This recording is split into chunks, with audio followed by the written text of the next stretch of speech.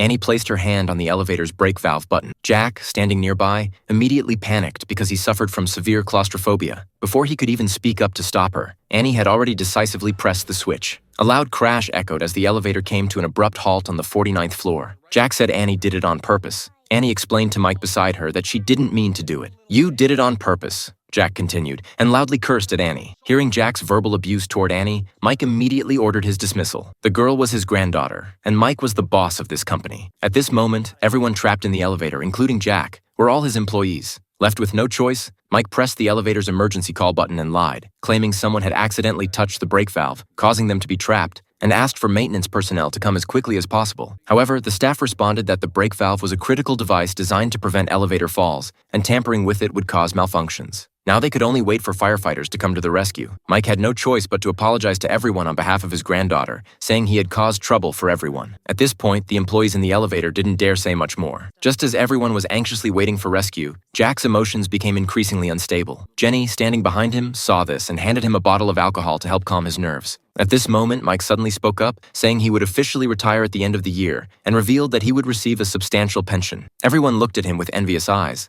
Unexpectedly, Jenny became emotionally agitated and exposed Mike's scandal on the spot. Jenny said her husband was a company partner who was later deceived by Mike out of all his assets. In desperation, he ultimately chose to jump from a building. Mike said that wasn't deception but investment, and that her husband just had bad luck. After hearing this, Jenny fainted and collapsed to the ground. Everyone rushed forward to check on her, only to discover she was having an acute heart attack. John was about to call for emergency help when Jenny suddenly opened her eyes and used her last bit of strength to say one sentence: "I have a bomb on me." It turned out that to avenge her husband, she had strapped a time bomb to her body, planning to die together with Mike. She never expected to encounter her enemy by chance in this elevator and then get trapped together due to the brake valve incident. Finally, Jenny passed away. Learning that there was a bomb inside the elevator, everyone immediately fell into panic, discussing escape plans, but no one dared to step forward to confirm the bomb's location. John quickly called the police for help, hoping they could arrive in time. Nina nearby took out her phone and started a live stream. At this time, seeing no one willing to help, Anna had to crouch down herself and search through Jenny's bag, but found nothing. Mike breathed a sigh of relief,